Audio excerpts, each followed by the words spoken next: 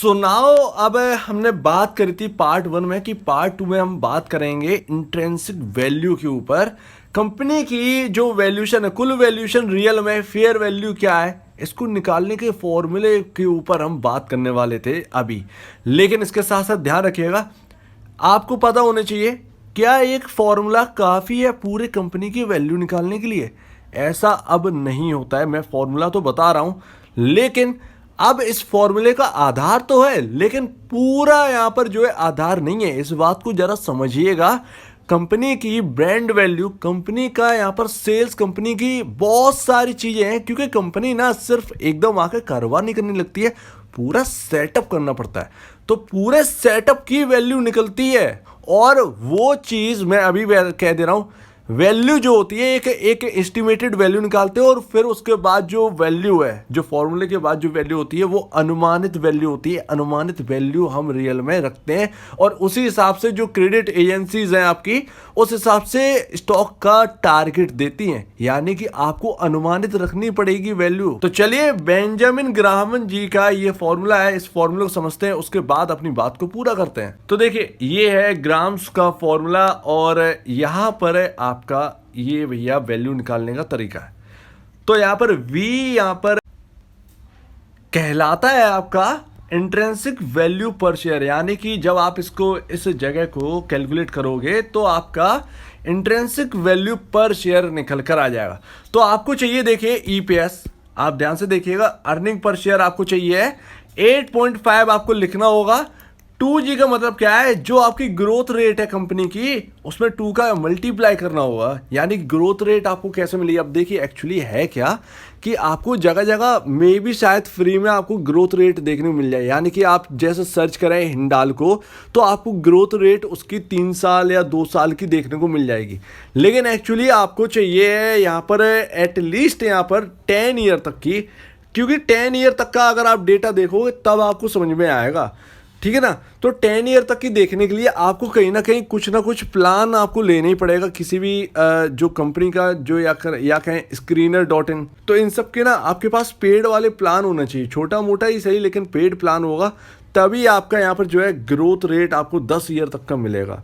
5 साल तक का मिल जाए ना, काफ़ी है। तो यहाँ पर आपको देखना है, जब आप यहाँ पर निकालो, ये आपके ऊपर 2G आपके ऊपर है। यानी कि जो आपको ग्रोथ रेट है आपके ऊपर है। आप 5 साल का सही डेटा निकाल के देता है, 5 साल का ही ग्रोथ रेट यूज करिएगा, ठीक है ना। तो 5 साल का ग्रोथ ये रेट यूज करना, 10 साल का नहीं। यहाँ पर आप यूज कर लेंगे, मल्टीप्लाई कर देना वही उस ग्रोथ रेट का, और यहाँ पर ब्रैकेट कर देना। यहाँ पर मल्टीप्लाई 4.4 डिवाइड यहाँ पर जो है 10 साल की आपकी कॉर्पोरेट बॉन्ड रेट जो है वो आपका जो चल रहा होगा 10 ईयर्स का लेना। 10 ईयर का मतलब है आपका जो टीवी पर आपका बताते हैं ना, मैं सिंपली बता रहा हूँ, सिंपली, ठीक है ना। जो आपका बॉन्ड यील्ड है, जो आपका 10 ईयर का है, 15-20 साल का बॉन्ड यील्ड है, तो आप 10 ईयर का बॉन्ड यील्ड सर्च कर लीजिएगा गूगल पर, इंडिया का, और यहाँ पर 10 ईयर का बॉन्ड यील्ड आसानी से आपके पास मिल जाएगा, ठीक ना। जो चल रहा हो 10 ईयर का बॉन्ड यील्ड, वो उसमें रख देना, और इसको कर लेना भैया सॉल्व। आपका यहाँ पर जो है इंट्रिंसिक वैल्यू पर शेयर आ जाएगा। लेकिन वो इंट्रिंसिक वैल्यू आपकी आ तो जाएगी एस्टिमेटेड, बट वो आपका जो पर शेयर आएगा ना, वो एक्चुअली होएगा नहीं, क्योंकि ये ग्राम्स का फॉर्मूला जो है वो बहुत बहुत बहुत पुराना हो चुका है। एक्चुअल बात यही है, ग्राम्स का फॉर्मूला यूज तो किया जाता है, लेकिन आसपास की वैल्यू निकालने के लिए, एक्चुअल वैल्यू आपको निकालने के लिए, आपको पहली बात तो कॉम्पिटिटर से आपको कंपैरिजन करना पड़ेगा। यानी कि अगर आप कॉम्पिटिटर से यहाँ पर जो है, कॉम्पिटिटर से आप कंपेयर करोगे, तो आपको पता चलेगा कि यहाँ पर जो है आपका एक अंदाज़ा जो लगाने की कोशिश करोगे ना, तो आप एक वक्त एक अंदाज़ा लगाने की कोशिश करोगे, तो आपको अंदाज़ा मिलेगा कि असल में इस कंपनी की मार्केट का वैल्यू जो 5,000 करोड़ है, असल में इस कंपनी की मार्केट की वैल्यू जो है वो 7,000 करोड़ के आसपास की होनी चाहिए, क्योंकि उसका कॉम्पिटिटर 10,000 करोड़ पर है। और नेट सेल में आपको अंतर देखना पड़ेगा, नेट सेल में बहुत बड़ा अंतर नहीं है। तो मेरे हिसाब से इस कंपनी की वैल्यू 7,000 करोड़ होनी चाहिए।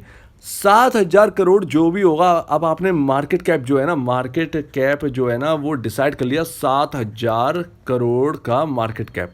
7,000 करोड़ का मार्केट कैप आपने जो है डिसाइड कर लिया। नंबर ऑफ शेयर जितने भी उस कंपनी के शेयर जो शेयर मार्केट में हो, लाइक हिंडालो के नंबर ऑफ शेयर्स कितने, आसानी से आपको मिल जाएगा, ठीक है ना, किसी भी साइट पे जाके देख लीजिए। तो यहाँ पर जितने भी नंबर ऑफ शेयर्स हो उसे डिवाइड कर देना 7,000 में। 7,000 में जैसे 500 करोड़ नंबर ऑफ शेयर्स हैं, 7,000 डिवाइड कर देना, आपको उसके शेयर प्राइस की वैल्यू मिल जाएगी। ये है एक्चुअल। उम्मीद है आपको समझ में आ गया होगा। पहली बात तो भैया ब्रांड वैल्यू यहाँ पर इंपॉर्टेंट है। दूसरी बात, अगर आपने ये सॉल्व कर लिया है, आपका शेयर प्राइस आपको मिल जाता है, तो आपको फिर ब्रांड वैल्यू कैलकुलेट करना पड़ेगा। इतना आसान नहीं है किसी भी शेयर की वैल्यू निकाल लेना। आप एक बार ना, रियलिटी है, आप रियल वैल्यू आप निकाल ही नहीं सकते किसी भी शेयर की। मतलब आप एक फेयर वैल्यू के आसपास पहुंच सकते हो, लेकिन आप उसके रियल वैल्यू तक नहीं पहुंच सकते, क्योंकि उसमें ब्रांड वैल्यू भी होगी, उसमें आपका बहुत सारी डिस्ट्रीब्यूशन जो आपने किया होगा वो होगा, बहुत सारी चीज़ें होती हैं, मतलब बहुत सारी। अगर आप सोचेंगे तो आप एक कॉम्पिटिटर, सबसे आसान है, किसी कॉम्पिटिटर से कंपेयर करो, उसका मार्केट कैप को जज करिए, उसकी नेट सेल को चेक करिए, एक तरीके से अंदाजा ले लो। बाकी उम्मीद है आप समझ गए होंगे कि मैं क्या कह रहा हूं। कंपेयर करिए कॉम्पिटिटर से, आपको रियल वैल्यू अंदाजा में पता चल जाएगी उस कंपनी की। अगर आपको कुछ और समझ में ना आया हो, प्लीज कमेंट सेक्शन में कहिएगा, एकदम आपको करेक्टली मैं आपको समझा दूंगा कमेंट सेक्शन में, और अगर जरूरत पड़ी तो और के ऊपर भी बात कर लेंगे। तो अगर आपको इस वीडियो में कोई प्रॉब्लम है, कुछ पूछना है, कुछ बताना, कुछ कहना है, तो प्लीज़ कमेंट सेक्शन में कहिएगा। और आप दीजिए मुझे वीडियो देखने के लिए बहुत धन्यवाद दोस्तों।